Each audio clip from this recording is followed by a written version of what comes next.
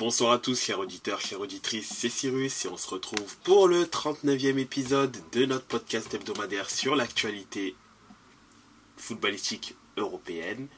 Et pour ce faire, ce soir, je serai accompagné de nos fidèles Alexis. Salut. Jeff. Bonsoir, salut tout le monde. Et Camille. Buonasera ragazzi. Et donc ce soir, on parlera de la Ligue 2, de ce qui s'est passé également en Allemagne, vu qu'il y a eu quelques aventures. Enfin, il s'est passé quelques au pluriel bien sûr choses. Et également en Italie, où d'ailleurs un match aux deux tableaux, entre parenthèses, se joue, quand je dis au tableau, puisque l'une des deux équipes va plutôt mal en point. Et donc Camille pourra nous dire ce qui se passe entre temps.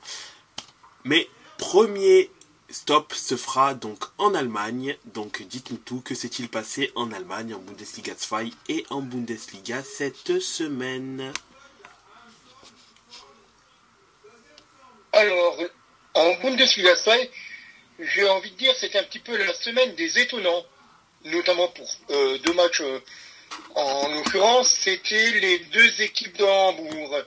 On avait les deux équipes de Hambourg, donc St. Pauli, le leader qui est toujours encore très haut dans le classement, le leader incontesté avec 5 points d'avance sur le Holstein Kiel, qui n'avait que une défaite à son compteur pour l'instant en 23 matchs, qui recevait mes amis de Schalke, qui sont toujours encore aussi bien bas dans le classement, et qui était là. Bon, on a 8 victoires pour 13 défaites. Bon, c'est vraiment 14e place. On n'en attendait pas grand-chose de cette rencontre entre Schalke et St. Pauli. Mais, à Veltins Arena, Schalke s'est imposé 3-1. C'est à ne plus rien comprendre. On n'arrive pas à gagner des matchs contre Osnabrück, contre Braunschweig. Et là, contre une équipe qui n'avait fait qu'une défaite sur tout le championnat, on gagne. D'accord. Bon, on mène à la mi-temps, juste avant la mi-temps par Kabadai, qui va s'offrir d'ailleurs un doublé en seconde période. St. Pauli réduit le score à 89e. On se dit, bon, ça risque d'être peut-être chaud pendant les minutes de temps additionnelles. On pourrait même se dire, à la rigueur, peut-être que St. Pauli va égaliser au bout du bout et puis nous priver d'une victoire. Non.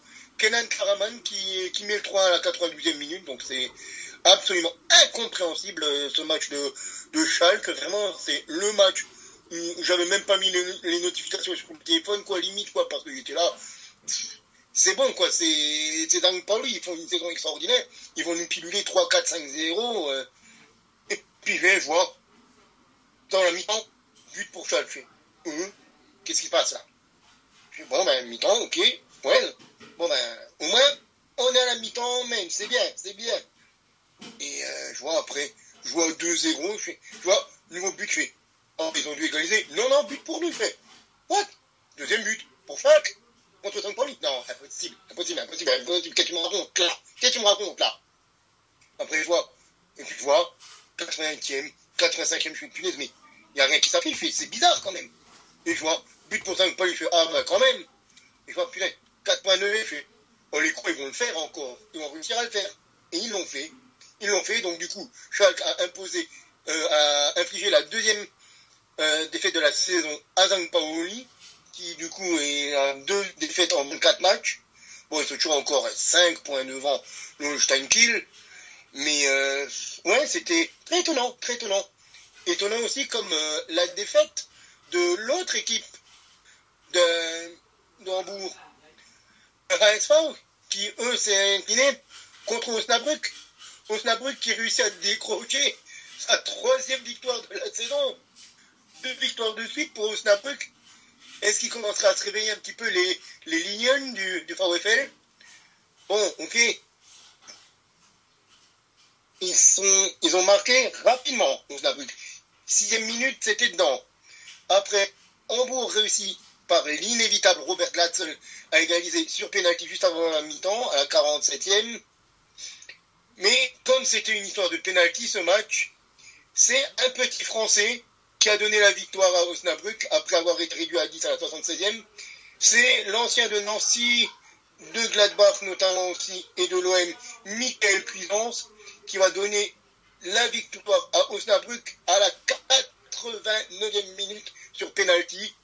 Donc Osnabrück qui décroche une 3e victoire seulement cette saison. Et Hambourg, j'ai pas envie de leur porter l'œil, mais faut pas continuer comme ça parce que ça fait quelques saisons qu'ils savent ce qui se passe du côté du RSA quand ils commencent à merdouiller en mars. Attention le Dino, on n'est pas monté encore du coup là, on est encore longtemps pas monté en première div et ils sont au 3e, mais ils sont au 3e à 3 points de Hanovre et du Greuther Fürth. Donc, il va falloir continuer à reprendre des points parce que c'est bien de faire victoire, pas victoire, victoire, pas victoire, mais au bout d'un moment, il faut les enchaîner parce que sinon les autres vont arriver et puis ils vont pas tout le temps choke, les autres. Alors oui, ils ont choke là, cette fois-ci. Je vois un Nord qui a fait match nul 2-2 contre Düsseldorf. Ben, c'est dommage pour eux. Et encore, un Nord égalise à la 86e. Mais, bon, il faut quand même se sortir les doigts pour rester poli. Le Holstein Kiel qui a fait aussi match nul contre Hertha Berlin en égalisant sur penalty aussi. C'était une histoire de penalty, hein, cette 24e journée de Bundesliga 2.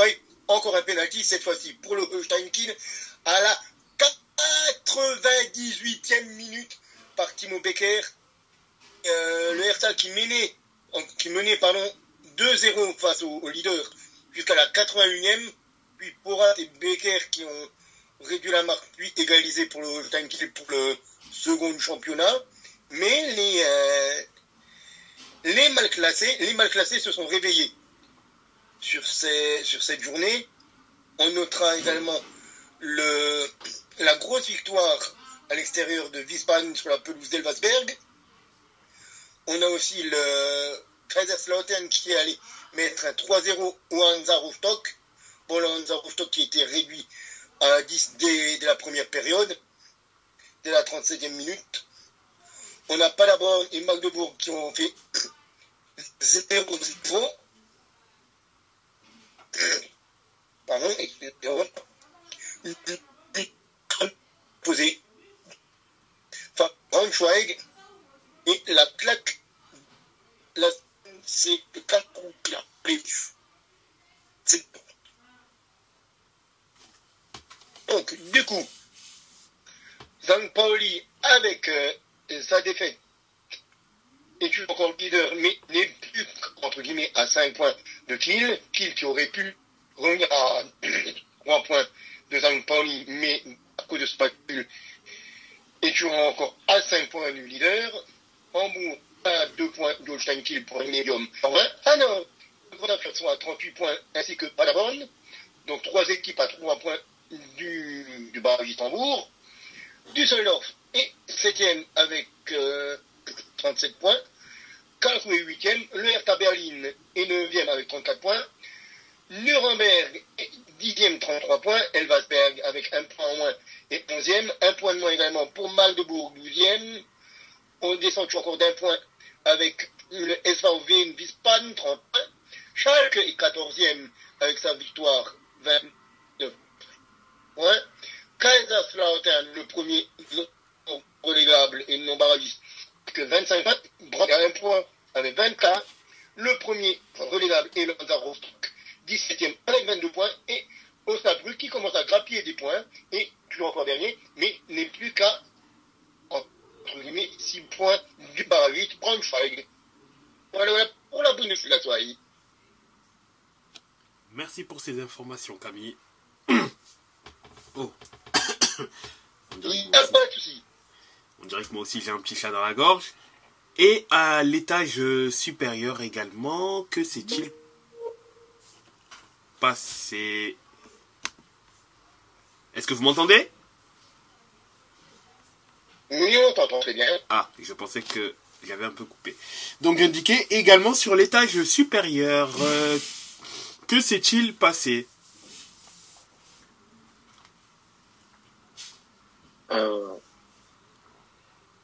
Par où commencer?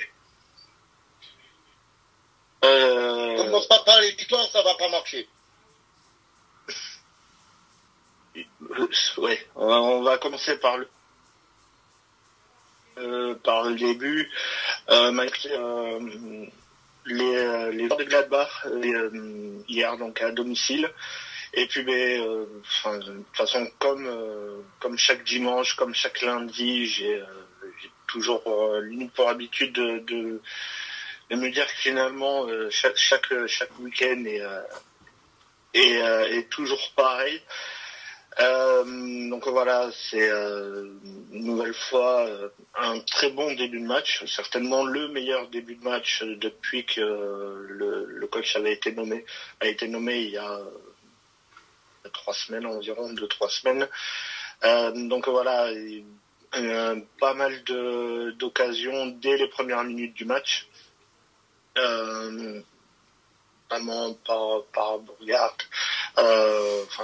Plusieurs occasions, et puis la domination qui finit par payer, l'ouverture du score à la 12e minute, une sacrée frappe de Jonathan Bourgard dans la lucarne du gardien de Gladbach. Je peux vous dire le même but qu'a mis Foden aujourd'hui, mais voilà, il y en a un qui joue à Mayence et l'autre qui joue à City. Donc voilà, la domination qui porte ses fruits, ça continue de créer des occasions, plusieurs occasions. On terminera avec 6 tirs au but, mais seulement 3 tirs cadrés. Quand vous voyez le nombre de tirs cadrés, vous comprenez une partie du problème. Donc voilà, une très belle première mi-temps.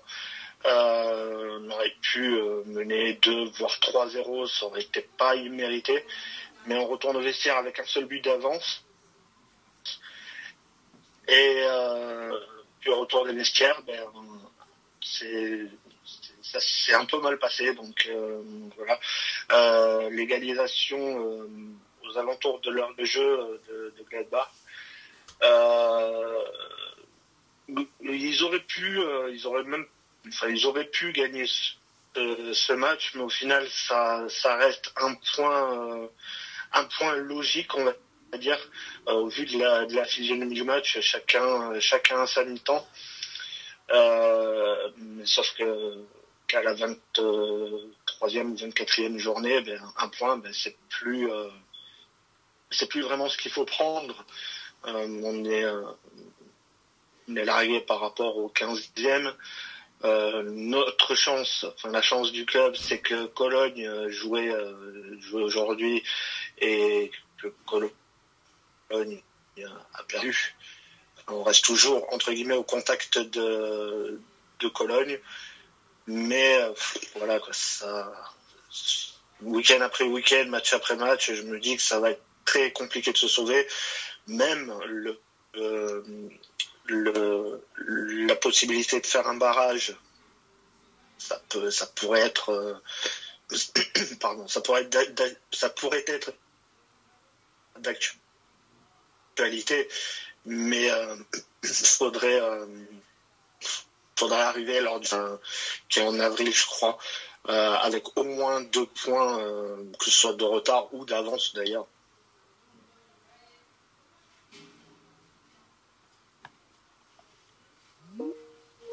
Sur Cologne, mais ça va être très compliqué quand même de se sauver pour une 18e année, je crois, en Bundesliga.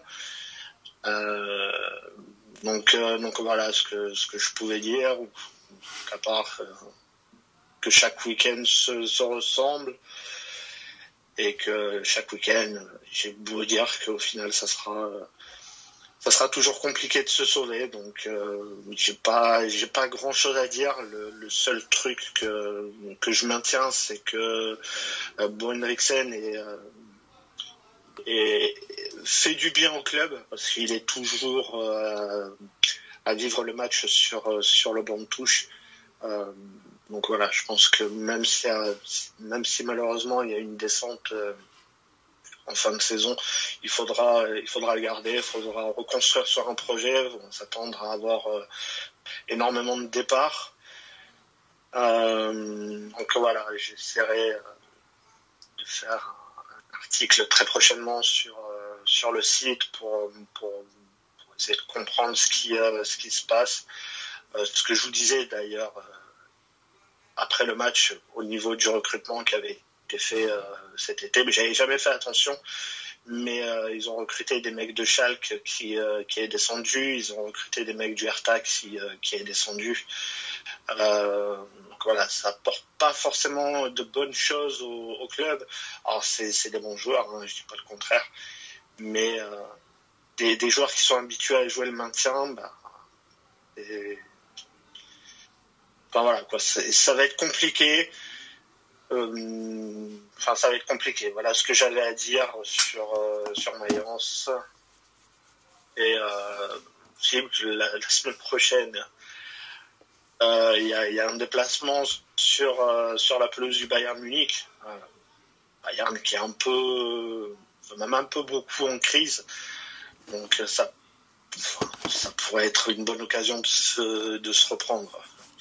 Facile de dire ça, mais clairement, s'il y a un coup à faire, c'est là, c'est maintenant, face au Bayern. On va pas se le cacher. Je vais aussi en dire un ou deux petits mots, quoi. Par contre, il n'y a pas énormément à dire, quoi, par rapport à ce match-là, mais oui, ils se sont un petit peu de nouveau pris les pieds dans le tapis, les Bavarois. C'est le cas de le dire. Donc, oui, effectivement, s'il y a un coup à faire.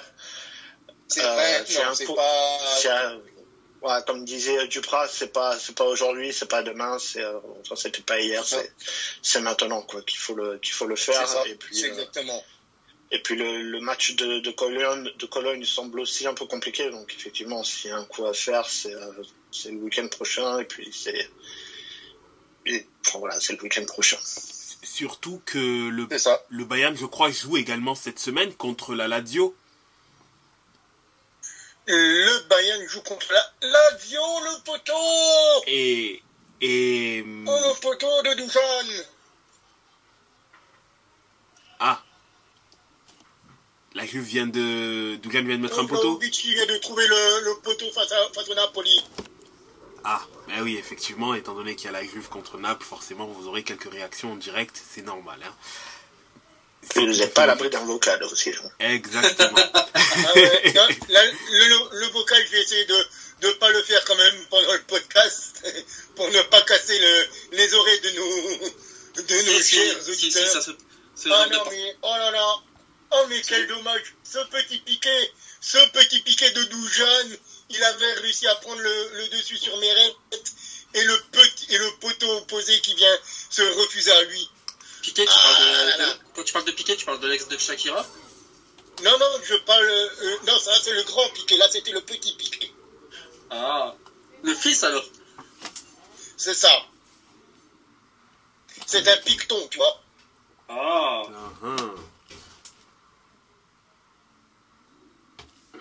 Mais quelle douceur de Mister Dujan qui finalement ne trouve pas réussite.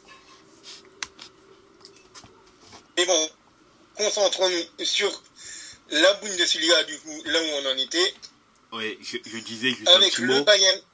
Avant de passer sur le Bayern. C'était que, étant donné que le Bayern d'ailleurs joue cette semaine, un mauvais résultat, je pense, plongerait le Bayern vraiment dans une crise profonde. Déjà, j'ai pu voir, après je ne sais pas si la source est sûre ou pas, mais bon, concernant déjà Alphonso Davies, ça serait plus ou moins acté qu'il partirait en fin de saison, de son côté au Real de Madrid. Apparemment également Musiala aurait pour projet de ne pas prolonger au Bayern à l'issue de son contrat terminant en 2026, et que des grosses cylindrées anglaises auraient les yeux sur lui au cas où, notamment Manchester City. Et d'ailleurs, quand j'ai entendu ça, bizarrement, ça ne m'étonnait pas, parce que dans un sens, la venue potentielle de Musiala irait très bien avec l'éventuelle perte de Bernardo Silva. Bien que ça soit deux styles de joueurs différents, mais étant donné que Musiala est ultra jeune, je pense que je vois très très bien Guardiola le façonner de manière à pouvoir faire de lui un milieu ultra complet. Alors, Guardiola, c'est pas sûr qu'il soit là l'année prochaine. Hein. Aussi. Et on est totalement dans les mêmes... pour moi, on est totalement dans le même genre de joueur, hein, mine de... entre Musiala et Bernardo. Vraiment, hein, c'est deux petits milieux de terrain offensifs qui ont, je pense, tous les deux quand même une appétence pour jouer dans l'axe, même si Bernardo joue beaucoup sur le côté, mais parce qu'il y a un garçon comme Kevin De Bruyne dans l'axe. Et non, pour moi, c'est exactement le même profil, sauf que il y en a un qui a plus l'habitude de dézoner, on va dire ça comme ça. Oui. Et autrement, la finesse technique, le gabarit, le positionnement, on est sur, on va pas dire sur des clones, hein, parce que Bernardo a des aptitudes que Musiala n'a pas. Et c'est ça. Voilà. Mais par exemple, je vois Musiala plus précis dans les petits périmètres. Et Bernardo, à la rigueur, plus précis sur les coups de pied arrêtés, mais les deux se valent quand même relativement. Alors qu'il y a eu une grosse occasion du côté du Napoli avec une balle qui a été sortie sur la ligne de la tête par Gleison Bremer. Sur une remise de la tête de Zambo Anguissa, c'est Gleison Bremer qui est venu sortir le ballon de la tête sur sa ligne parce que Chechny était battu au premier poteau. Ok, merci de l'information. Donc, tu disais concernant le Bayern. Donc, le Bayern qui a choc à Fribourg. Ils ont eu l'ouverture du score assez tôt, Fribourg, à la 12e par leur capitaine Christian Günther. Et c'est la jeunesse qui avait remis le Bayern dans le bon sens de la marche. D'abord par Mathys Tel à la 35e, puis justement, quand on en parlait, Musiala à un quart d'heure du terme, qui avait donné l'avantage au Bayern. Mais c'était sans le numéro 9 du SCF, Lucas Höhler,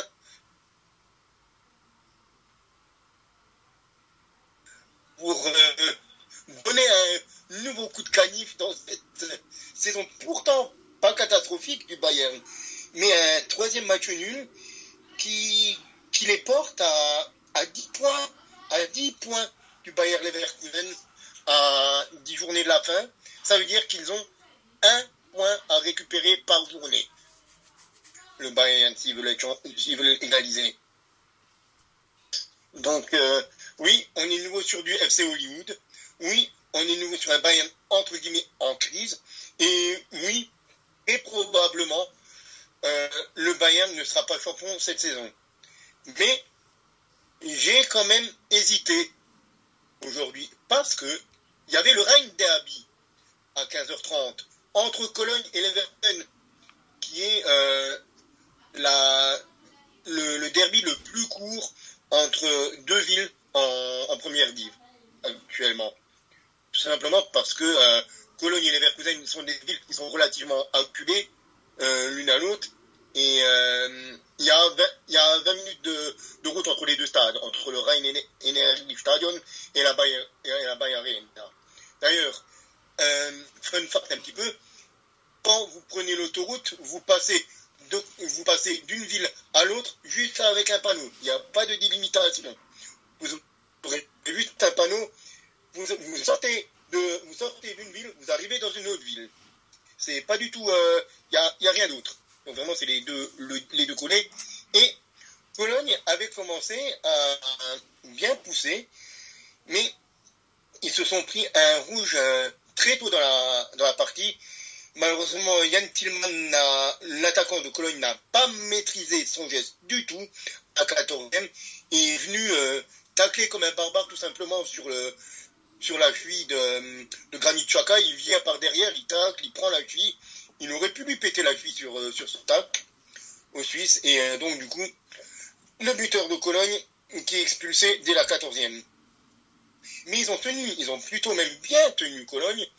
Ils étaient arc-boutés, certes, sur leur but, mais on voyait un Leverkusen qui n'arrivait pas vraiment à développer son jeu habituel qu'ils nous ont montré depuis le début de la saison. Et on voyait un Florian Wirtz qui s'énervait, un Patrick Schick qui n'était pas trouvé. Oui ? Non, rien, tu vas comprendre. Ah. Et on voyait aussi les deux pistons tellement essentiels, je le répète semaine après semaine, mais tellement essentiels. À la 37e, évidemment, qu'est-ce qui se passe ? 37e minute, ouverture du score pour les Leverkusen, encore par un de leurs latéraux, Frimpong, encore lui, sur un centre de Grimaldo, c'est Florian Wirtz qui laisse passer le ballon. Ah oui, je vois ce qui se passe maintenant. Et du coup, aussi but, mais là c'était but pour les Leverkusen, Frimpong qui se retrouve seul au second poteau pour ouvrir le score pour les Leverkusen. Alors que le Napoli vient d'ouvrir le score contre la Juventus. D'une belle reprise de volée, faut skier, un ballon centré de la droite, c'est repoussé dans l'axe, ça revient, et Kvara qui, du droit, reprend au second poteau pour ouvrir le score à la 42e minute pour le Napoli. 1-0 pour le Napoli.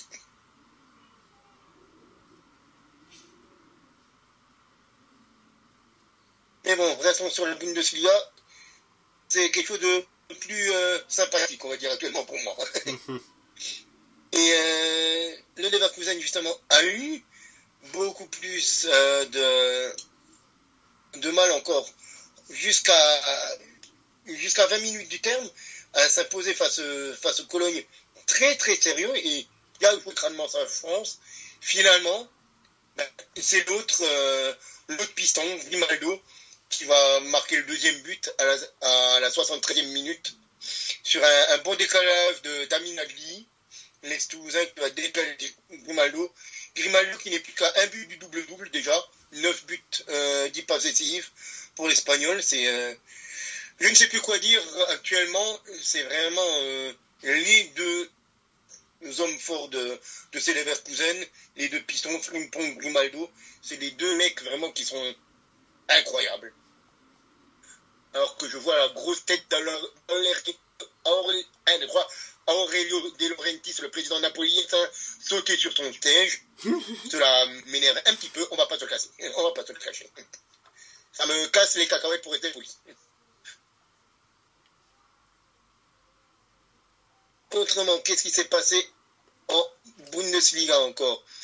On a eu le 19e et le 20e but de Monsieur Serhou Guirassy, qui a donné la victoire à Stuttgart face à Wolfsburg sur la pelouse de Wolfsburg 3-2.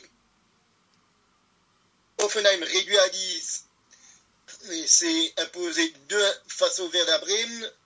Dortmund a repris la marche en avant en s'imposant 2-0 sur la pelouse de l'Union Berlin. Francfort allait gagner à Heidenheim 2-1 également. Belle perf de Francfort qui en avait besoin. Franchement, il faut dire qu'il en avait besoin. Et il y avait aussi le RB Leipzig qui a fessé le VfL Bochum 4-1 à domicile. Mais la grosse fessée de cette semaine, c'est Augsbourg qui en a mis 6 sur la pelouse de Darmstadt. Darmstadt qui l'a apparemment complètement coulé. Ouais, c'est fini pour Darmstadt. C'est fini, hein, je pense. Ils ont la tête sous l'eau. Bon, ils sont à 4 points seulement de Cologne. Mais je ne vois pas avec actuellement le niveau qu'il a, comment il pourrait faire autrement. Donc du coup, je vais passer au classement avec Leverkusen, du coup, toujours encore invaincu.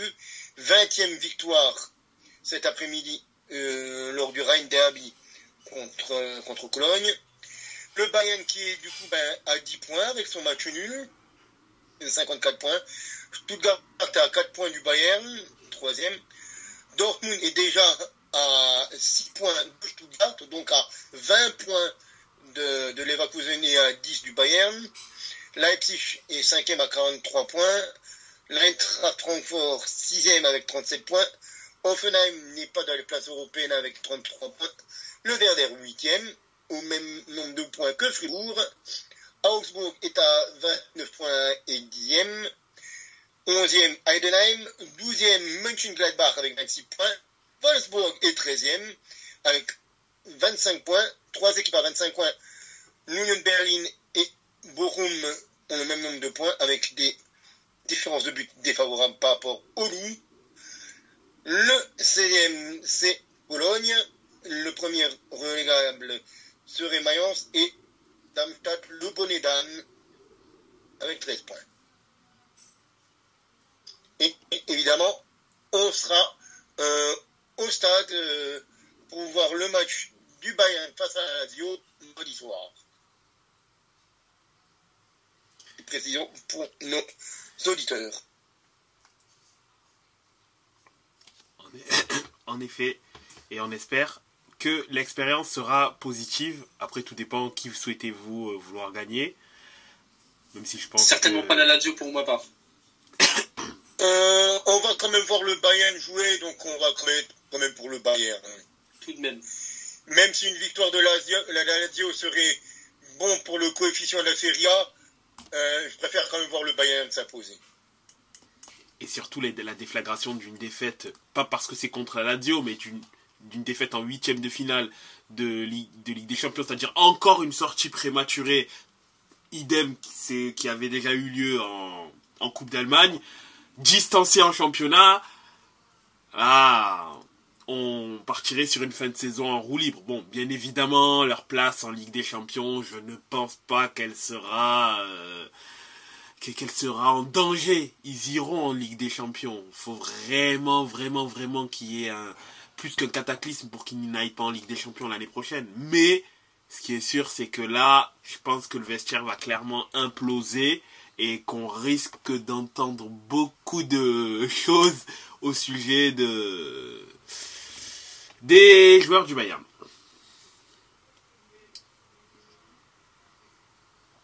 De toute façon, la place de Tourelle, elle est plus que discutée en ce moment. Ah oui, de toute manière. Ah oui, non, là c'est plus à discuter, là c'est un siège de table sur lequel il est, le Thomas. Exactement. Et on n'est pas du tout sur du top là. On est plutôt sur des flop. Ah oui, plutôt.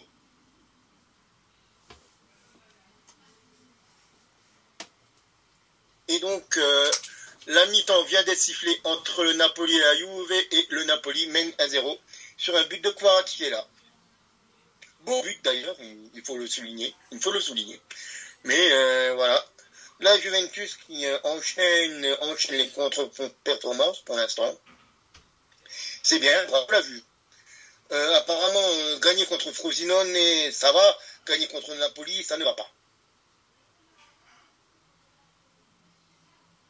Après, il y a encore 45 minutes pour passer la vapeur.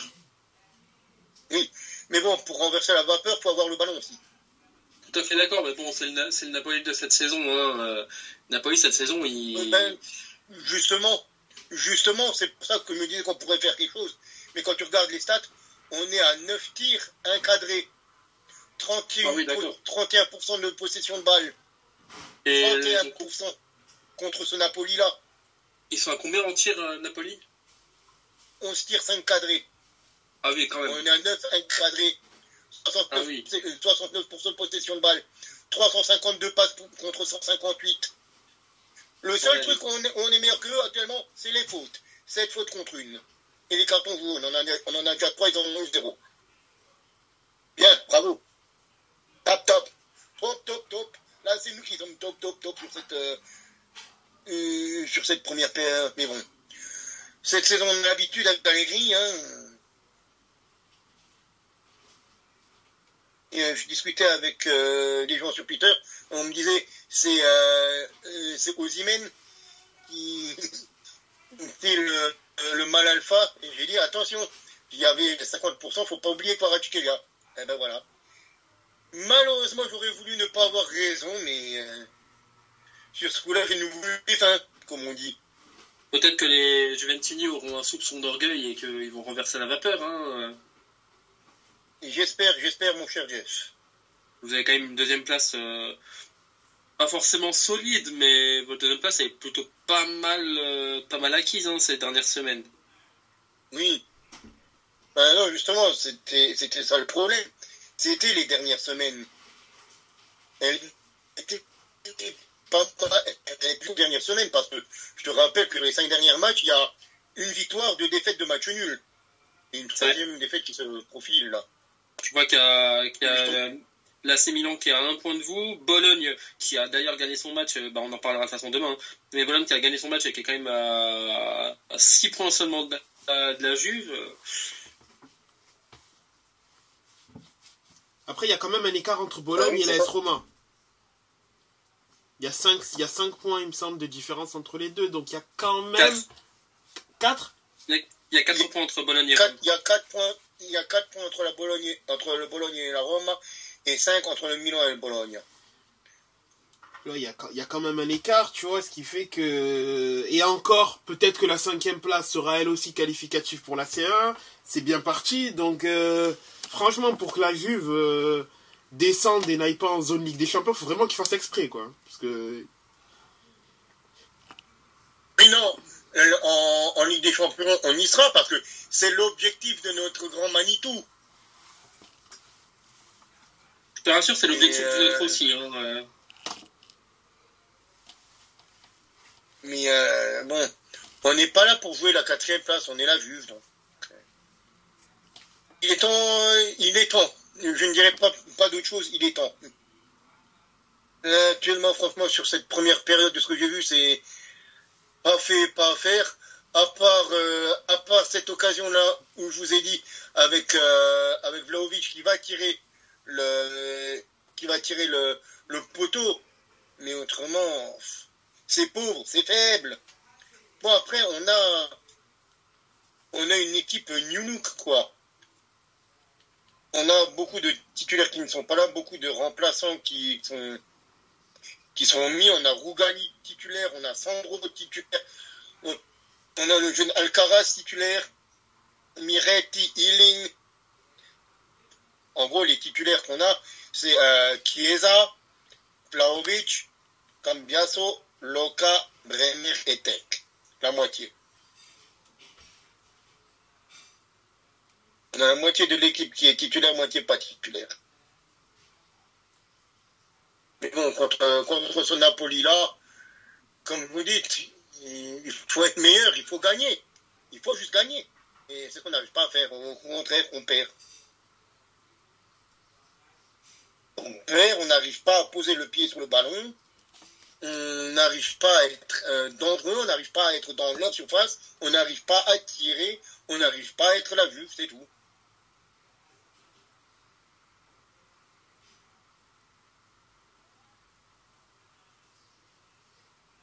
Mais autrement, nos camarades milanais, vous n'auriez pas des choses plus intéressantes à nous dire? Parce que, à part rabâcher que l'Allegri Ball est dégoûtant, il n'y a pas grand-chose à raconter. Le Pioli Ball est guère plus intéressant. Hein. Effectivement. Mais le Pioli Ball gagne. J'aurais bien aimé voir ce match. Hein. Malheureusement, je n'étais pas là. J'avais une boisson fraîche dans les mains qui m'empêchait de me concentrer sur le match. Mais Milan, effectivement, pour faire la transition, a gagné son match contre la Lazio ce vendredi soir. Un match qui a été très animé. La raison pour laquelle j'aurais bien aimé voir le match, était surtout animé surtout en deuxième mi-temps. Hein. La première, ce qu'on peut noter, c'est simplement le carton jaune de Maurizio Sarri, l'entraîneur de la Lazio. Mais en deuxième mi-temps, les cartons se sont enchaînés les uns aux autres, hein, de part et d'autre d'ailleurs. Luca Pellegrini, qui a eu un double jaune double jaune d'ailleurs, en moins de 10 minutes. Romagnoli, l'ancien capitaine milanais, qui a lui aussi reçu un carton jaune. Ensuite, tu as eu un carton jaune de Florenzi à la 61e. Carton jaune de Adli à la 70e. Ciro Immobile en a reçu une autre biscotte à la 76e. Gabia en a reçu un à la 80e. Théo Hernandez en a reçu un à la 84e, lui qui sera, je crois, suspendu, mais j'ai un léger doute. Issadj qui en a reçu un à la 90e. Raphaël Leao aux prolongations à 90 plus 5. Pulisic à 90 plus 6.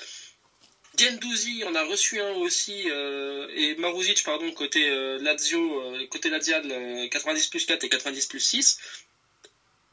Ouf!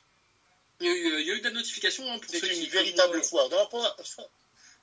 Foire d'empoigne, ce match-là, dis donc.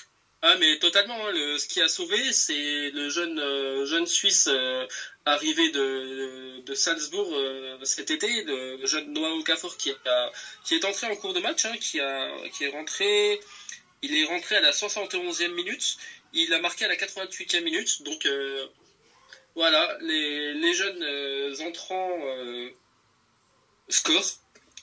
On peut pas dire. Enfin, il y en a. Le mercato milanais est critiquable, on va dire. Hein.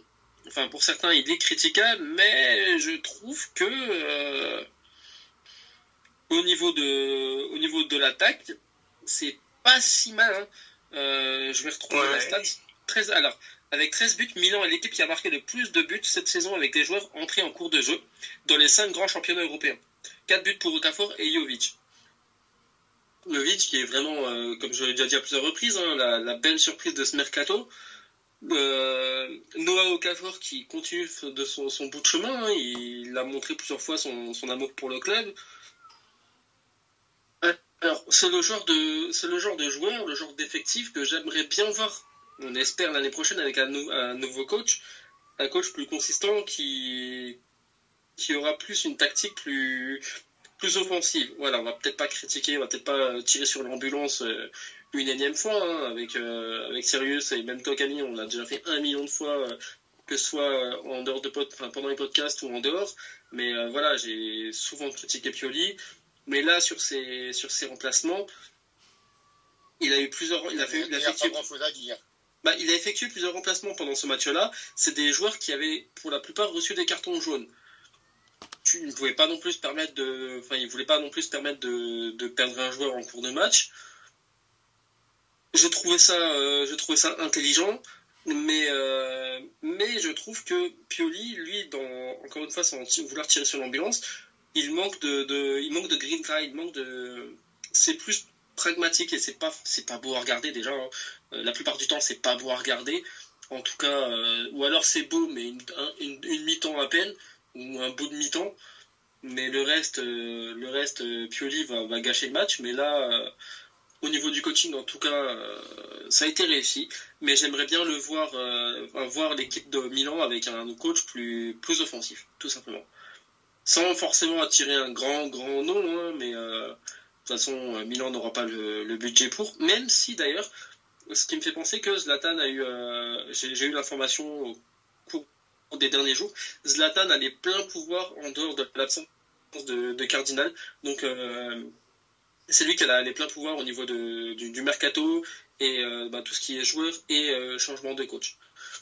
Alors là, encore une fois, il y en a plusieurs sur les réseaux que je vois critiquer sur le fait que dernière année, il a déjà les pleins pouvoirs. Maldini, c'est ce qu'il avait lui-même demandé quand il était directeur sportif, directeur sportif, c'est ce qu'il avait demandé. Ça a été refusé, ça a été l'un des sujets de discorde avec Jerry Cardinale, le PDG de Milan, et c'est en partie pour ça qu'il a été démis de ses fonctions. Alors pourquoi Zlatan on accepte? Est-ce que c'est parce que Zlatan a une plus grande gueule, hein, ou pas? Est-ce qu'il y a des raisons? Je ne sais pas, mais... C'est parce qu'il a du nez, Zlatan. Et oui, il a du pif pour... exactement, il a le nez tout à fait pour ce genre de choses. Tu m'as fait perdre le bout de ma phrase du coup avec ta blague. Et pourtant elle était... Mais sachant que c'est sa première année en plus, je demande à voir. Il y en a beaucoup qui critiquent et tout, etc. Comme je l'ai déjà dit, mais moi je demande à voir. Surtout que Cardinale, encore une fois, ça reste que des mots, mais il a dit que l'année prochaine, ce sera pas tout à fait la même chose en termes de mercato. Oh mon Dieu. Pardon. En termes de mercato, Cardinale a dit que ce serait pas forcément la même chose que les années précédentes et qu'il passerait l'étape supérieure. Je demande à voir. De toute façon, je crois que je l'avais déjà dit la semaine dernière, mais je vais préparer un petit article sur le futur mercato, ce qu'on peut attendre, les choses qu'on sait ou les choses qu'on espère, etc. Je prépare ça pour les jours à venir. Je fais ça au plus vite possible. Voilà. Côté milanais, c'est à peu près tout ce que j'ai à dire.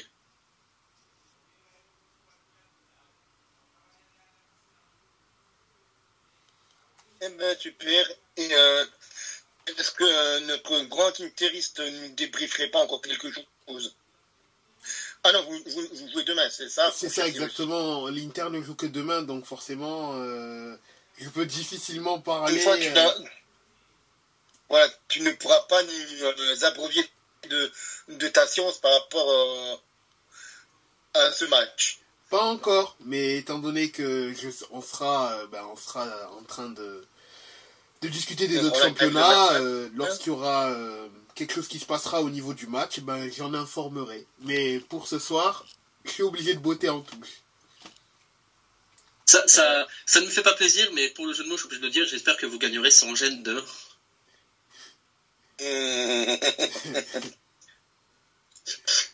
Et sinon, Alexis nous parlait des nombreux matchs nuls en Ligue 2. En Serie A, il y en a eu aussi quelques-uns. C'est ce week-end entre l'Udinese et la Salernitana, partout, tout comme le Frosinone et le Lecce. Le Torino a fait match nul à domicile 0-0, match nul et vierge face à la Fio. Et c'était une semaine de petits scores quand même, avec encore une victoire éclatée de Cagliari sur la pelouse de l'Empoli 1-0. Le 1-0 qui a aussi été le score du Hellas Vérone face à Sassuolo. Le seul gros score, ça a été la correction de la Roma face au Monza, avec 4 buteurs différents. Pellegrini, Lukaku, Dybala et Paredes sur penalty, avec Carboni comme buteur pour le Monza. Et le dernier résultat encore de cette journée avant, évidemment, l'Inter Genoa, ça a été la victoire justement entre deux équipes qui jouent le haut de tableau. C'est l'Atalanta qui recevait le Bologne et l'Atalanta qui s'est incliné à domicile après avoir ouvert le score par Lookman. Mais deux des joueurs en forme cette saison, Zerze sur penalty et Lewis Ferguson, sont venus donner la victoire aux hommes de Thiago Motta. Et donc, actuellement, au championnat, au classement, on a l'Inter qui est toujours encore solide leader, avec la Juventus deuxième pour l'instant, le Milan troisième, le Bologne quatrième, la Roma est cinquième, l'Atalanta est sixième, le Napoli septième, la Fio huitième, neuvième la Lazio, dixième le Torino, onzième le Monza, le Genoa est douzième, Lecce 13e, 14e, l'Empoli, l'Udinese est 15e, le Frosinone est 16e, le premier non relégable, c'est le Hellas Vérone, Cagliari, Sassuolo et la Salernitana sont actuellement dans la charrette. D'ailleurs, petite info concernant le match Hellas Vérone contre Sassuolo, Berardi est sorti en cours de jeu. Berardi qui revenait déjà de blessure est sorti en cours de jeu parce qu'il a rechuté de sa blessure et apparemment sa blessure le rendrait indisponible jusqu'à la fin de saison, c'est ça, et il raterait l'Euro. Ne soyez pas triste. Hein, ça serait un coup dur pour lui, mais bon, c'est un garçon que je n'ai jamais vu trop performer en équipe d'Italie, donc bon, dommage pour lui. Au moins, il a réussi à ouvrir son palmarès bon, en étant champion d'Europe, c'est déjà ça. Oui, mais c'est pas parce que tu as décroché un titre que tu as été prépondérant dans ce titre. Exactement. Sur ça, je suis tout à fait d'accord avec toi. Mais ce que je veux dire, c'est qu'au vu de ses accomplissements et de ce qu'il a montré en Nazionale, c'est-à-dire pas spécialement grand-chose, ben, rien que le fait qu'il soit champion d'Europe, c'est déjà quelque chose de... C'est déjà quelque chose de grand et... C'est quelque chose de notable. Voilà. Et puis... Ah oui, évidemment. Et puis en plus de cela, en plus de cela, Sassuolo qui va très très mal en championnat, perdre leur joueur majeur, puisque bon, qu'on se le dise, même si Berardi je ne le porte pas spécialement dans mon cœur puisqu'il aime tellement marquer contre l'Inter, mais c'est leur joueur majeur offensif et leur joueur offensif principal, et le perdre dans cette course en sachant que là aujourd'hui ils sont relégables, ça va être quand même compliqué. Même si Sassuolo se fait reléguer, Berardi qui viendrait en tant que 4e attaquant, liste UEFA, italien. Moi, je dis pas non. 4e attaquant, moi je dis pas non. Je dis pas non. Pourquoi pas? Oui. Mais il était question pendant des années que Berardi vienne à la Juve. Il y a aussi été question qu'il vienne à Milan l'année dernière. Non, pas cet été, l'été d'avant. Maintenant, je ne voudrais plus. Maintenant, je ne voudrais plus. Comme tu dis, mon cher Cyrus, en tant que 3e, 4e, 5e joueur de rotation, oui.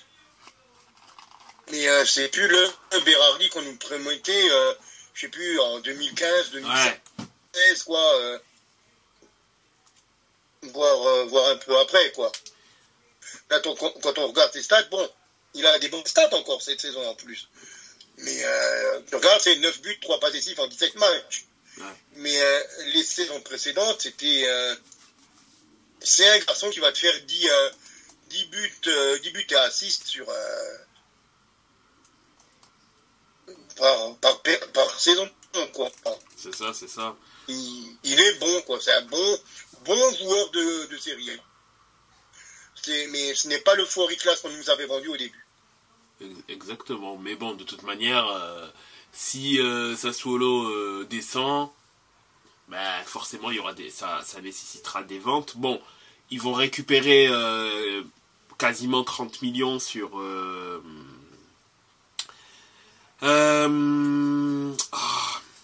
leur joueur Fratesi. Voilà, excuse-moi. Ils vont quasiment récupérer 30 millions sur Fratesi. Bon, même si ils ont acheté... parce que c'était plusieurs opérations. Il y avait Mulateri et Pinamonti qui... Bon, c'est des transferts séparés, attention. Mais Pinamonti, du coup... Pinamonti, c'était 30 millions. Mulateri, c'était 8 millions. Fratesi, c'est un prêt de 6 millions avec option d'achat quasi obligatoire de 30 millions et quelques. Option d'achat qui est déjà levée. Donc, au moins, s'ils descendent, il y aura 30 millions dans les caisses. Ce sera déjà ça pour eux. En attendant les autres ventes, puisque bon, je pense qu'ils vont quand même perdre certains joueurs, autres joueurs. Notamment, je pense, Berardi, qui sera sûrement une personne demandée, puisque ça reste quand même un bon joueur de championnat, assez régulier. Si tu vois les 5-6 dernières saisons, c'est un mec qui met quasiment du 10 buts par saison, il a une certaine régularité, donc je pense qu'il sera quand même demandé. Après, est-ce qu'il pourra... Tout dépend le club qui le demande, et qu'est-ce que lui envisage aussi surtout. Mais bon. Sassuolo en D2. Pour une fois, je suis avec le CM de Naples sur Twitter. Sassuolo en D2. Ah. J'aime pas Sassuolo. Mais donc, s'ils vont en D2, je serai content. Oh, je ne me réjouis pas de la descente d'un club, mais c'est vrai que c'est un club qui ne me fait ni chaud ni froid. C'est ce genre de club comme l'Udinese, comme ce genre d'équipe-là, le Hellas, c'est des équipes milieu de tableau, quoi. Je dirais même comme nos cousins du Torino. S'ils sont là, c'est bien. S'ils sont pas là, c'est la même. C'est ça, exactement. C'est exactement ça. Je pense que on peut prendre une petite pause avant de parler de la Ligue 2.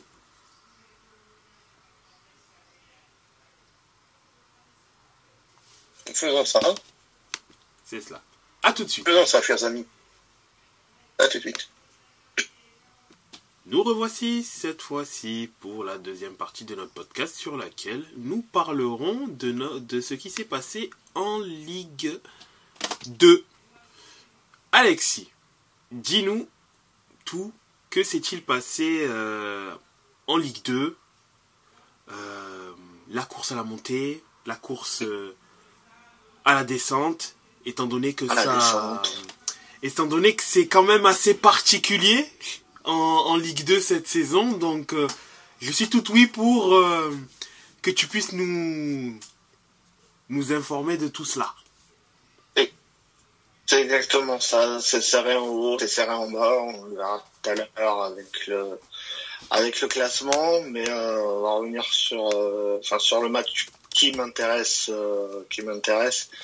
Et avant de revenir sur le match, donner des nouvelles d'Albert Ellis qui était sorti la semaine dernière sur une grave blessure.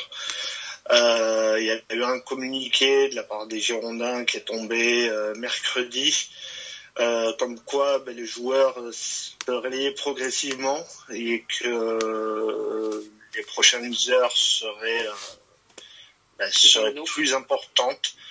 Donc voilà, là on n'a pas de nouvelles, on espère en avoir dans le courant de la semaine qui arrive là. Donc c'est déjà une très bonne nouvelle. Il a pu, sa famille a pu voir le joueur. Donc c'est une très bonne nouvelle, en espérant qu'il y en ait d'autres qui arrivent concernant son état dans les prochains jours. Au niveau du match, on avait un match qui opposait donc Rodez à Bordeaux. On va passer ce qui s'était passé l'an dernier, etc. Voilà. Donc Rodez-Bordeaux, deux prétendants aux places au barrage. Ça peut paraître étonnant concernant Rodez, mais Rodez est devant Bordeaux, donc à partir de ce moment, ils sont candidats au barrage. Donc voilà, c'est le match qui s'est lancé. Bordeaux qui ouvre le score assez rapidement par Zoreko Dalvitaishvili, qui marque d'une frappe croisée qui trompe le gardien de Rodez et qui en profite pour célébrer le but à la manière d'Ellis, c'est-à-dire en imitant une panthère. Donc voilà, et puis sans mauvais, enfin voilà, je vais pas dire le fond de ma pensée, mais pour continuer, et Rodez qui égalise donc un peu après, et juste avant la pause, le deuxième but de Rodez, et puis là ça commence un peu à partir dans le chambrage, dans les tribunes, supporters à chanter mais ils sont les Bordelais, donc de toute façon on s'y attendait, hein. Donc voilà, sur la deuxième mi-temps, pas grand chose à dire. L'égalisation d'Inatenko dans les arrêts de jeu d'une frappe, une très belle frappe, un peu comme Benzema, je crois, il me semble, lors de France-Espagne en Ligue des Nations. Donc voilà, Inatenko qui est quand même le meilleur Bordelais depuis le début de la saison, qui permet d'égaliser, de s'en sortir avec un 2-2, chose qui était très loin d'être évidente au vu de la première mi-temps et de la deuxième période. Donc voilà, ça reste un point malgré tout, mais c'est bien trop peu quand t'as la prétention de monter en Ligue 1. Etlanco qui s'est permis avec plusieurs joueurs de venir chambrer devant la petite tribune de supporters de Rodez. Et puis je veux pas trop en parler parce que ça me fait doucement sourire quand on voit le passif du joueur, mais quand on entend Lucas Bredes venir dire que ce qu'a fait Etlanco en venant chambrer les supporters, etc., ça se fait pas trop. On va s'asseoir autour d'une table et lui rappeler ce qu'il a fait à Bordeaux l'année dernière. Donc voilà, c'est un peu petit venant du joueur. Je rajouterai également les paroles du coach en disant que les supporters de Rodez se sont bien tenus. Effectivement, ils se sont bien tenus, on les a bien vus à la caméra, en train de cracher sur les joueurs des Girondins et puis les insultes, etc. Mais c'est pas grave, ça fait partie du foot. On s'y attendait un petit peu, donc voilà ce que je pouvais dire sur Bordeaux aussi. Enfin, c'est pareil, hein. Ce que je vous disais en off, qu'un jour un mec s'est levé en offrant un contrat pro à Jacques Ecomier, qui est quand même, qui joue au Girondins, mais qui était le meilleur joueur de Rodez sur la première période. Donc voilà, j'aime pas prendre à partie un joueur, même si c'est vrai qu'à Bordeaux, mais voilà, je l'ai quand même fait plusieurs fois. C'était pas Ecomier, c'était Strazek. Donc voilà, on a les joueurs qu'on mérite en Ligue 2, ils sont pas bons, on le sait. Donc voilà, bref. Donc voilà ce que je pouvais dire sur le match des Girondins. Je pense que je n'oublie pas grand chose. Si vous avez des questions sur la rencontre ou le club. Non, la seule chose qu'à l'instant T je souhaite concernant Bordeaux, c'est surtout le rétablissement d'Elis en bonne et due forme. Quand je dis en bonne et due forme, c'est dans le sens où qu'il puisse récupérer toutes ses facultés mentales, intellectuelles, puisque bon, je vais pas mentir de dire que je me suis renseigné sur ce qu'il avait précisément, mais on ne sait jamais s'il y a toujours le risque qu'éventuellement il y ait pas des pertes de mémoire ou quoi que ce soit, on ne sait jamais. Au final, c'était un choc quand même assez violent. On ne sait pas des répercussions que ça peut avoir dans le futur. Donc espérons qu'il n'y en ait pas et qu'après, en plus de tout cela, qu'il puisse reprendre dès que possible à 100%. Pas mieux. Donc oui, pas mieux sur ce que tu viens de dire. Sinon, je peux donner les scores. Donc, comme tu as dit tout à l'heure, avec beaucoup de matchs nuls. J'attends que ça me mette les scores. Alors, on a eu donc 0-0 entre le Paris FC et l'AS Saint-Etienne hier en début d'après-midi, et sinon hier soir 0-0 entre Annecy et Quevilly et Auxerre et Valenciennes, et Guingamp 3 aussi 0-0. Laval Amiens 1-1. Bastia qui s'est imposé 1-0 contre Grenoble, 2-2 entre Dunkerque et Concarneau, avec un but de Concarneau à la 97e minute de jeu. Et Caen qui fait la bonne opération de la soirée, enfin l'une des bonnes opérations de la soirée, en allant s'imposer sur la pelouse de Pau 3-2. Et au classement, on a Auxerre qui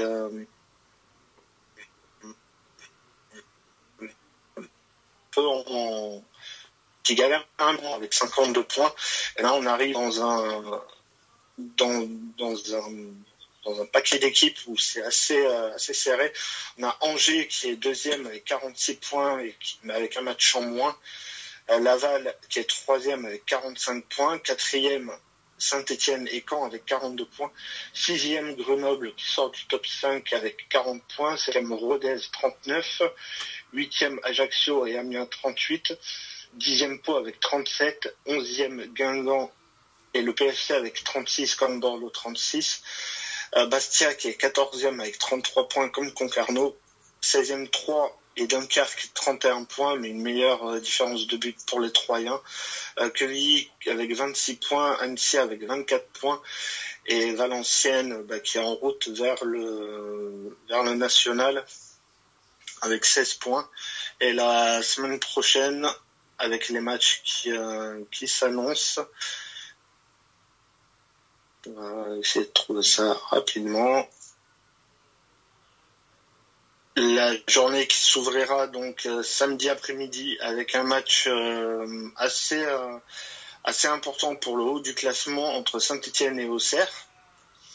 À 19h, Caen qui recevra le PFC, Concarneau qui recevra Guingamp, Amiens qui recevra Rodez, Valenciennes Angers, Ajaccio Annecy, 3 Bastia, Dunkerque Pau, Bordeaux Quevilly qui sera à 19h aussi.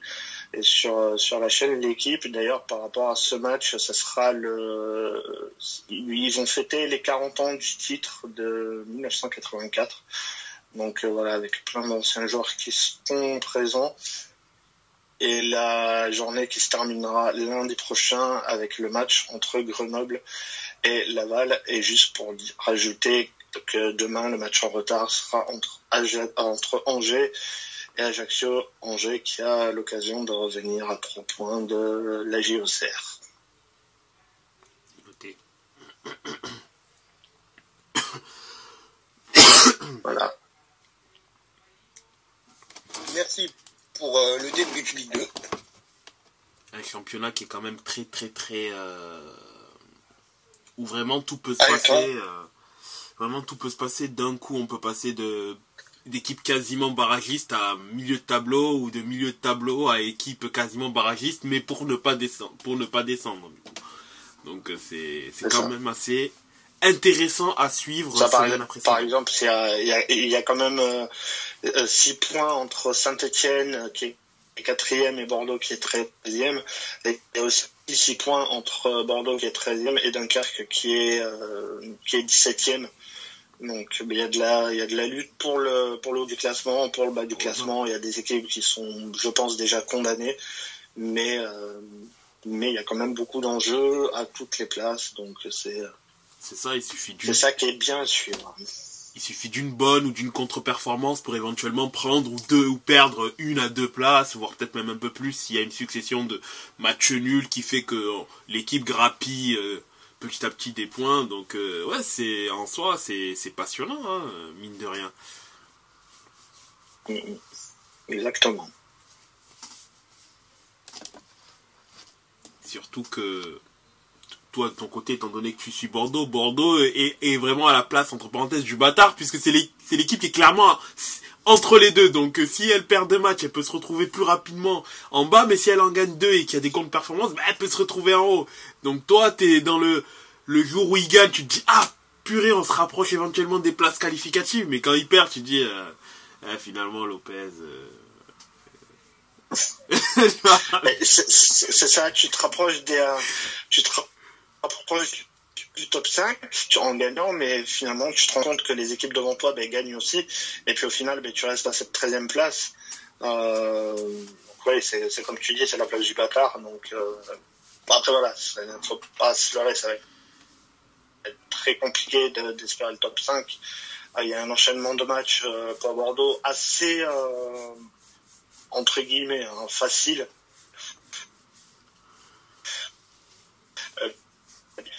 Et il y a, je crois qu'il y a un autre match avant le déplacement à Caen qui s'annonce aussi. Non, mais c'est Quevilly en fait. C'est Quevilly, Annecy et le PSC, voilà, qu'on reçoit. Donc, si on négocie bien ces matchs avant d'aller à Caen, ça peut annoncer quelque chose, enfin une fin de saison assez intéressante. Mais on part du principe que ça restera compliqué de viser le top 5, le top 4 même pour le coup, parce que le 4e a le même nombre de points que le 5e. Donc ça reste intéressant. Après, si on se fie, je dis bien si on se fie aux des derniers résultats de Bordeaux, les 4 derniers matchs, c'est victoire nulle, victoire nulle.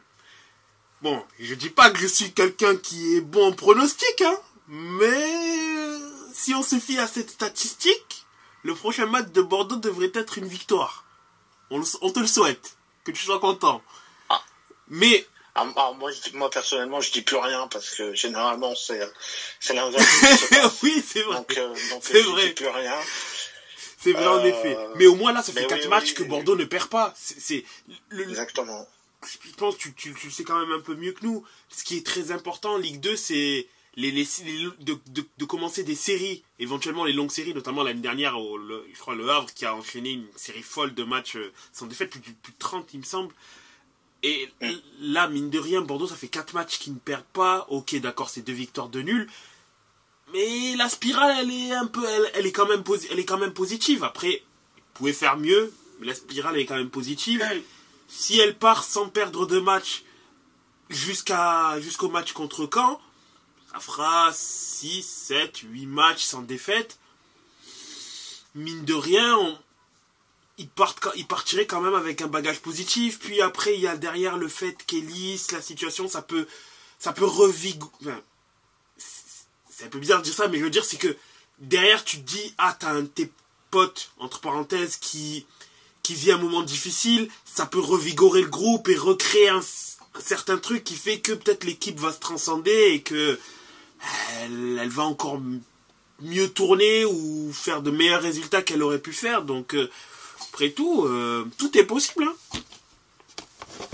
Ouais, tout est possible. Surtout que je suis en train de regarder le calendrier qui s'annonce jusqu'à la fin de saison. Si on part du principe que les matchs qui arrivent, il y a 3 déplacements qui s'annoncent compliqués, en sachant qu'ils vont se déplacer à Caen, à Saint-Étienne et à Laval, qui jouent tous les 3 la montée.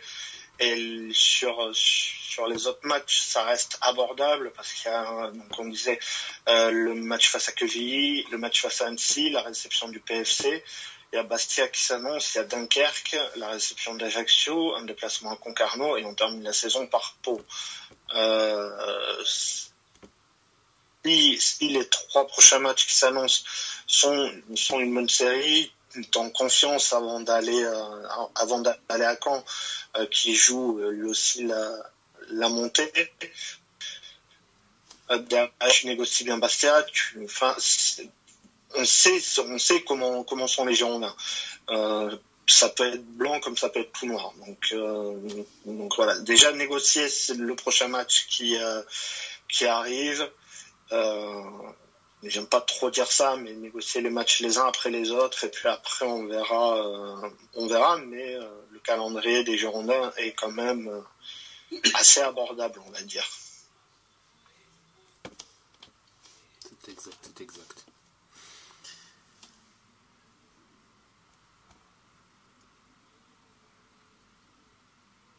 Ce que je pouvais dire ce qu'on pouvait dire sur la Ligue 2.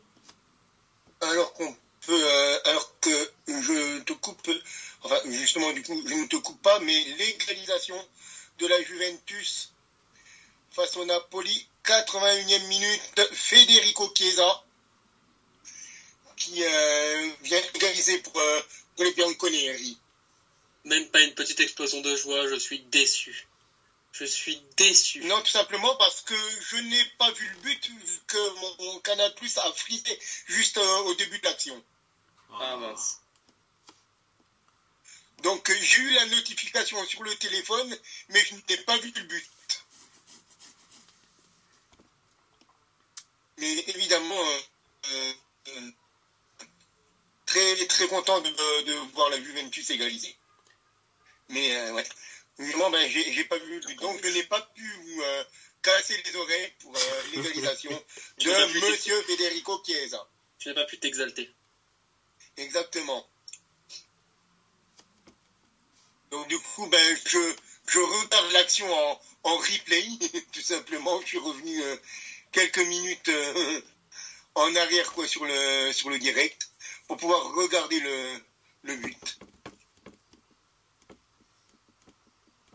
Oui, c'est un but relativement classique, je dirais. et même limite évitable pour le Napoli, avec un Federico Chiesa qui se retrouve tout seul sur la droite de l'attaque turinoise, qui croise, le cuir passe entre les jambes de Juan Jesus, et voilà, ça fait but. Ça fait but pour la Juventus. L'égalisation aussi. Un moindre mal pour cet affrontement entre le Napoli et la Juve, mais bon. Comme dit, on en attendait plus, on attendait une victoire. Là, ce n'est pas une victoire, donc bon. C'est ainsi, on prend les points qu'on peut prendre du côté du Juventus. Ah, attention, il pourrait y avoir pénalty pour Naples.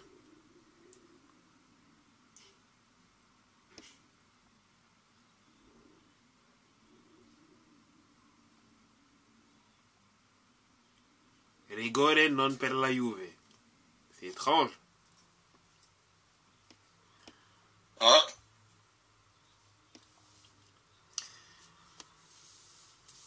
Est-ce que De Laurentiis va péter un câble à la fin du match en indiquant qu'il y a eu une erreur d'arbitrage manifeste? Suspense. Bah, si c'est pas dans son sens, ça devrait aller.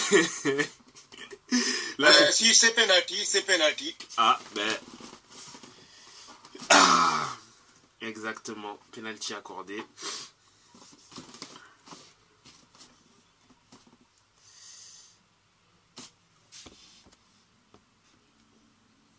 Et Lyon qui est totalement en train de sombrer contre Lens à domicile.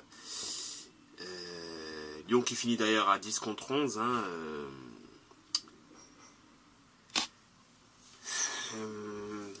un très très dur retour sur terre pour Lyon.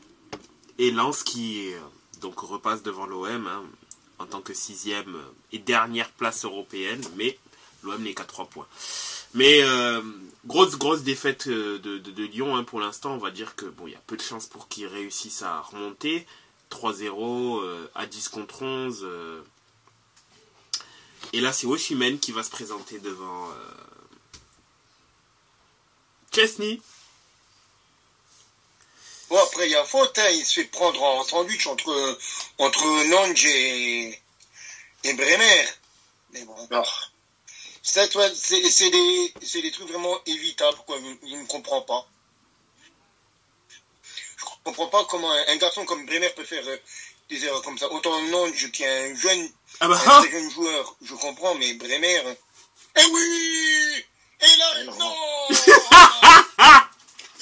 Oh, il l'avait sorti, mais Raspadori qui vient reprendre derrière. Ah, oh, que c'est cruel. Oh, que c'est cruel pour la Juventus. Chesney qui était parti du bon côté pour stopper le penalty d'Osimhen, mais Raspadori qui vient reprendre derrière pour la coller sous la barre. Et le 2-1 pour le Napoli. Ah, c'est vrai que c'est dommage, ça me rappelle Carnesecchi contre l'Inter où il repousse le penalty de Lautaro Martinez et derrière malheureusement Di Marco ne lui laisse pas de chance et marque. Mais ça c'est dans ce genre de situation là je trouve que c'est bizarre, mais très souvent les défenses sont très, je dirais pas permissives, mais elles sont assez attentistes. C'est ça exactement. Alors que, oui, le gardien, ça reste du 50-50, hein, mais même à ce moment-là, part du principe où il y a une possibilité pour que ton gardien l'arrête, et s'il l'arrête, ça ne veut pas dire qu'il la met en corner. Parce que tu sais pas où déjà, tu ne peux pas savoir où il tire, et il y a une probabilité pour qu'il la lâche, malheureusement, à un endroit où la balle peut être reprise. Donc ne soyez pas attentistes et revenez très vite sur les éventuels attaquants. Et bon, là, ici...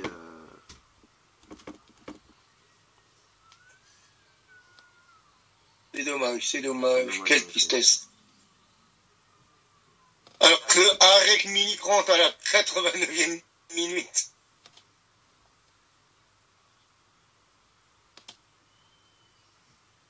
Je dois avouer que je n'ai pas trop d'espoir.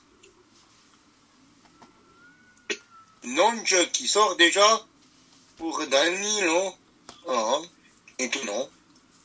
Étonnant, alors que le jeune Nantes venait d'entrer, quoi. Bon, eh bien, ma foi. C'est vrai qu'il est rentré il n'y a même pas 20 Ma foi. Très étrange quand même comme remplacement. C'est ça. Alors qu'il rentrait à la 76e, quoi.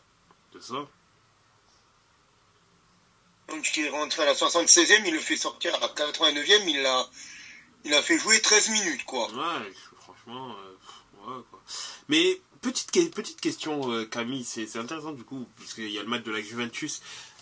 Qu'est-ce qui fait que pour l'instant Thiago Diallo n'a pas eu de temps de jeu à la Juventus? Franchement, je pourrais pas le dire parce que il est arrivé dans les toutes dernières heures du mercato, comme tu le sais, mais je pense qu'il a c'est Allegri, il a ses têtes, hein, et franchement, je pense qu'il préfère d'autres joueurs. Quand on voit que Alcaraz est là depuis le début de la saison et qu'il a à peine commencé à jouer là depuis 2-3 semaines, c'est pas étonnant. Il n'aime pas spécialement quand même donner du temps de jeu aux jeunes qui ne sont pas dans son entourage, on va dire ça comme ça. Et je pense qu'il faudra attendre la saison prochaine pour voir Diallo vraiment évoluer à la Juventus. Parce que là, pour l'instant, il est sous contrat, mais il ne jouera pas beaucoup. Tant que c'est comme ça. Ou alors, faudra qu'il y ait 15 millions de blessures, comme on l'a déjà eu pas mal de fois. Ce qui rate.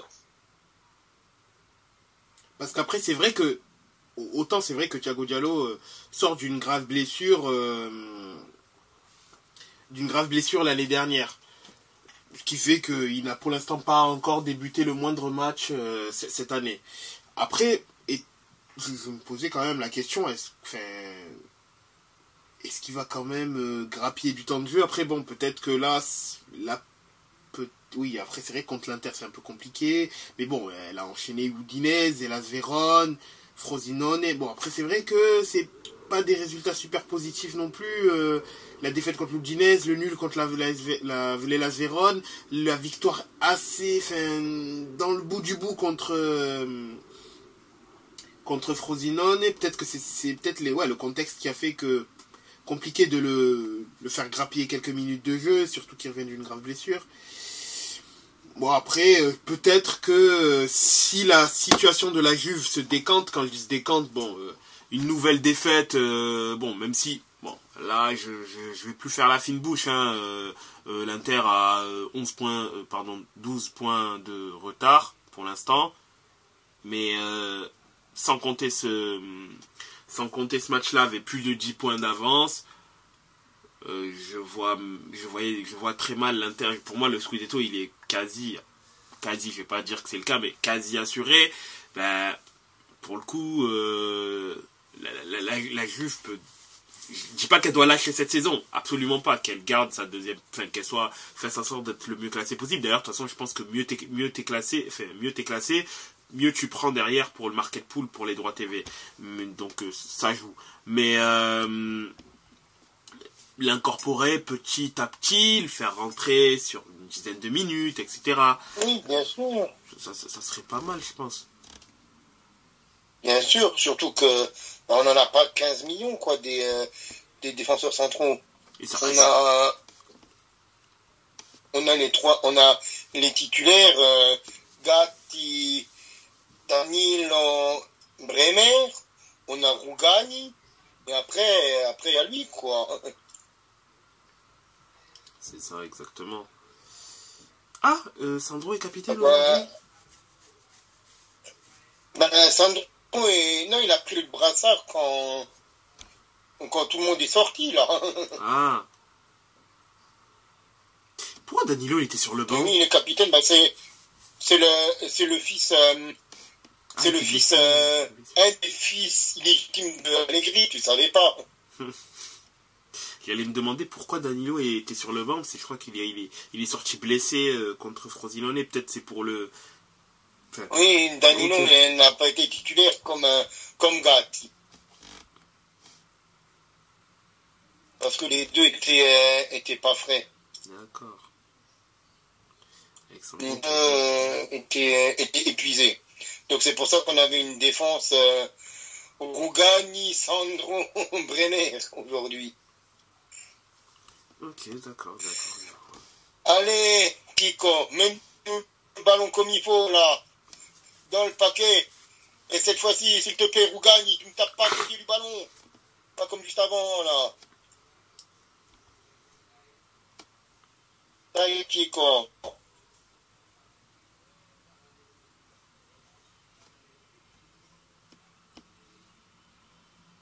Et non, finito. Et finito. La Juventus s'incline 2-1. La Juventus s'incline 2-1 sur la pelouse du Stadio Diego Armando Maradona. Encore une défaite. La Juve qui n'a pas réussi à s'imposer à Naples depuis 2019. Ça ne sera pas encore pour ce soir. À mon grand dame, mais bon. Que voulez qu'on y fasse? Je ne suis pas sur le pelouse. Je ne suis qu'un simple débriefeur de la Juventus. Et une 5e défaite en 6 matchs. 5e match sans victoire en 6 matchs. C'est très compliqué au niveau statistique.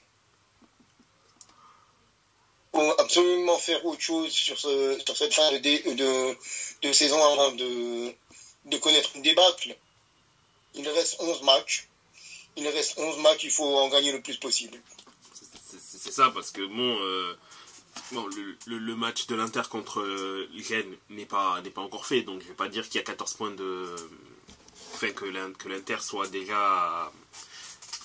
Ah si, mais le titre... 72, là, c'est même pas le titre, c'est pas le titre, plutôt, mais ce serait l'écart, là. Parce que là, pour le coup, si l'Inter gagne, je crois, elle est à 72 points. Ça ferait, je crois, 72 moins 57. Ouais, ça fait 15 points d'écart. Je suis pas spécialement sûr que ça soit que la Juve soit moins forte que l'Inter de cette année. On peut l'entendre, mais que l'écart déjà passe de février... Enfin, c'est ça, parce qu'en février, vous étiez limite à... Enfin, il y avait très peu d'écart entre l'Inter. De ça... 3 ou 4 points. Oui, de 3 points à 15 si demain l'Inter gagne. Je sais pas si ça va être facilement juste accepté. Et s'il y a un écart quand même assez conséquent, ouais, on peut dire oui, l'Inter est super forte, l'Inter roule sur... Oui, d'accord, ok. Ou l'Inter est vice-champion d'Europe, oui, donc forcément, là maintenant ils montent leur statut, donc ils sont très forts. Oui, ok. Mais je pense pas que ça justifie qu'en un mois, tu passes de plus 3 à plus 15. Et ça, c'est pas l'Inter.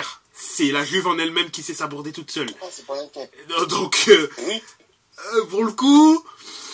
Mais là, je suis tout à fait d'accord, et je crois que je le dis semaine après semaine, depuis un mois. Donc, oui, la Juve s'est sabordée. On s'est sabordé à Empoli, on s'est sabordé contre vous, on s'est sabordé contre l'Udinese, on a pu s'aborder contre le Frosinone la semaine dernière. Là, ce soir, on n'était pas bon. Faut dire ce qu'il y a, on n'était pas bon. Bon, on s'est un petit peu réveillé.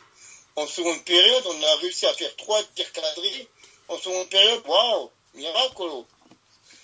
Mais quand tu regardes qu'on a joué un Napoli qui est malade, et qu'ils avaient quand même plus de 70% de balles dans l'ensemble du match, tu te poses des questions quand même. C'est vrai que... Non, c'est une Juve qui ne joue pas bien. Et autant avant, la Juve ne jouait pas bien sous Allegri, mais gagnait. Là, la Juve ne joue pas bien, mais ne gagne pas. Donc à partir de là, il faut changer quelque chose. Moi, j'ai une petite idée sur ce qu'il faut changer.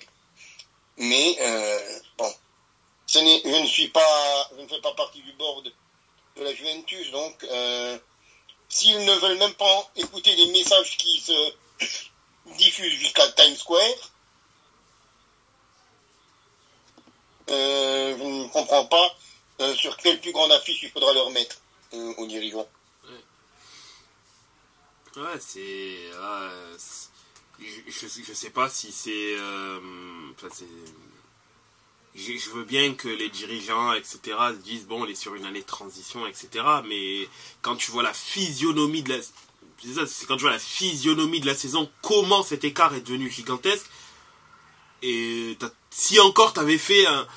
ça serait passé comme ça, d'accord, mais la Juve avait pris coup sur coup, Milan, Bologne, Naples, AS Roma, etc., et qu'elle perd ces matchs-là, ce qui fait que l'écart grandit. Bon, on aurait dit, l'effectif est en reconstruction, elle est un peu tendre pour les gros matchs. Bon, allez, on trouve des excuses. On peut trouver des excuses. Mais quand tu regardes les matchs qu'ils ont laissé filer, oui, d'accord, il y a Naples, mais il faut voir d'ailleurs la gueule de Naples. Les deux dernières victoires de Naples, c'est les Hellas Vérone et Sassuolo. Pas les équipes les mieux classées au classement, déjà. Frosinone les avait tabassés il y a quelques semaines. Là, ils font match nul. Oui. C'est des équipes qui sont largement, on le sait tous, qui sont largement à la on fait pas match nul contre le Frosinone, mais on s'impose à la 95e minute. Là. Mais match nul contre les Hellas Vérone, un match nul contre également Empoli, tu vois, c'est... Oui, on perd contre l'Udinese. C'est ça aussi, une défaite contre l'Udinese, ouais, c'est ridicule, c'est juste ridicule, quoi. C'est ça, exactement. C'est une Juventus ridicule, je suis désolé, il n'y a pas d'autre mot pour.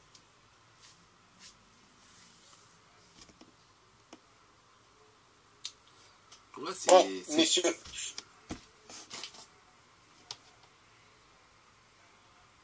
Je pense qu'on arrive.